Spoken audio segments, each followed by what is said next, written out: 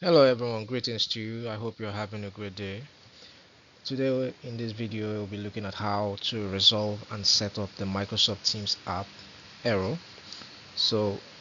This is a video on trying to resolve Microsoft Teams app error, which occurs most times when we download the latest app, because Microsoft actually moved from Microsoft Classic to the latest one, which is now being used online. And so once we go to the site and download the app will sit on the download folder. When we launch it, sometimes it gives us error. So if you look at this kind of error, this is the error most times we have in some machines. And when we try to launch it or force Teams to open, it opens a page where it will redirect us back to the same page to download the latest app or use the web app.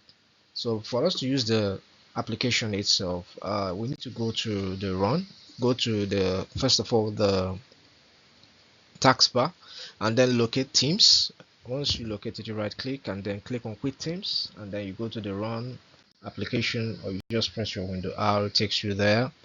And in that run application, you just type that code, which is that particular test file that is on that particular video, %appdata %Microsoft Teams.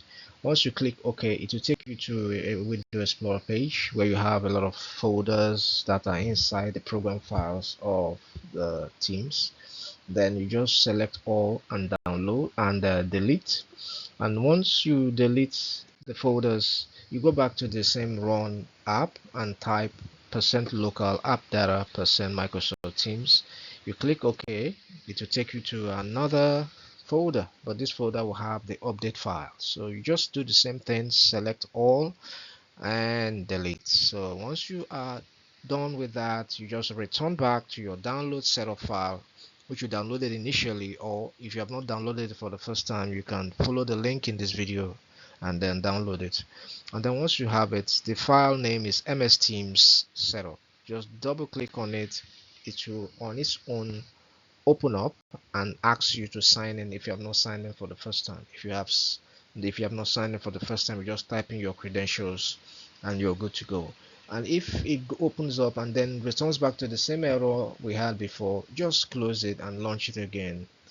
It will just open on its own, and then you're good to go. You're all set to use Microsoft Teams. Thank you very much for listening. I hope you enjoyed this video.